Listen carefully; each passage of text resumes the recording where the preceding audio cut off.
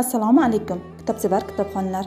Ohangaron shahar axborot kutubxona markazi sizlarga O'zbekiston xalq yozuvchisi Abdulla Qahhorning hayoti va ijodi haqida qisqacha ma'lumot beradi. Abdulla Qahhor 20-asr o'zbek adabiyotining yirik namoyandalaridan va xalqning muhabbatini, hurmatini qozongan iste'dodli yozuvchilardan biri hisoblanadi.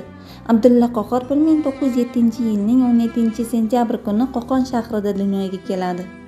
Abdulla Qahhor oilada tug'ilgan 10 boladan tirik qolgan yagona farzand edi. Abdullaning bolalik yillari qashshoqlik va darbadarlikda o'tadi.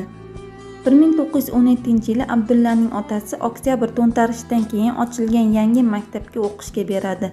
Bu maktabda ancha yaxshi bilim olgan Abdulla 20-yillar boshida o'qishni Qo'qondagi texnikumda davom ettiradi. 20-yillar boshida Abdulla adabiyot sohasida ilk mashqlar qila boshlaydi hamda ularni Toshkentdagi gazeta va jurnallarga yuboradi.